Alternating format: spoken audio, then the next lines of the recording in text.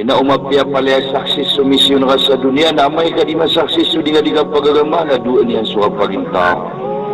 Ugait mga kami mga babayamin na apiap man niya pilih sumisyon ka sa dunia kada ka makatamok na guda ka mapadaguding sisigian na asal kasaksi su paratiaya tigumpia suwa malakago su paratiaya ka na nainukuno kaya sa lida na kasumakang patakarumasaya na ko dunia nag-akir suwa pagintaong ka nakapakadaya.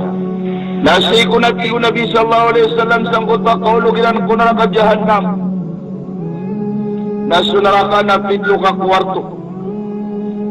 Isaw na darpa ko neraka nagyang ko to amanan yan nakaludan at tiyo na watong baga. Apun di dia gyang ko to amanan yan nakaludan.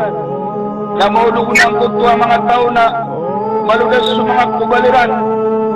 Kullama nadijat juluduhum baddalnahum juludan ghairaha liyadhuqul adab.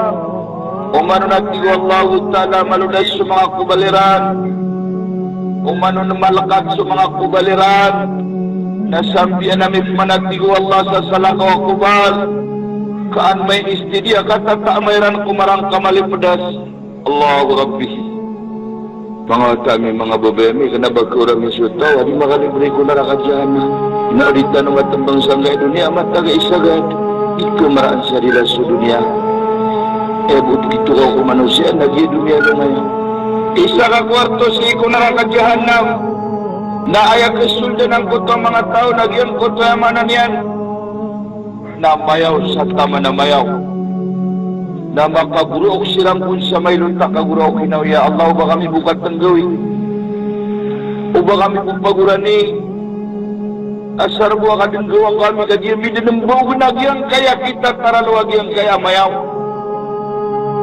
nasang ibura ko na ipangguro kira natin Rasulullah sallallahu alaihi wasallam sa kaputlang nilang sa oran na kauban silang bukat ng gawin nasang ibura ko na apya kira ko nagiprampain wallah sa simbag na dahil na ubabay ko hatakan na masih di makaligtas na apir ka din sa dunia na ipantagin lagi kekiran rekan na ngarang ka masupi damay ko nakamati pengguro kiran nagtiraong kuno Allah Ta'ala ko mga malaikat nagtiruan yung kiran at targisiran kakata na kapakauran na dumagdabog ko na langit na mabubaya sira dumalangit na mabubaya sira at kiran din nagtitub na magura Inaw na may ko nakamati ilalang agiranon na maulugang ko to mga oran na mga nipayan di lagi duligaon tap ko magidabak kiran. Inaw.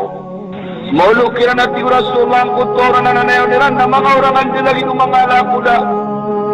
Na'udzubillahi min dalik.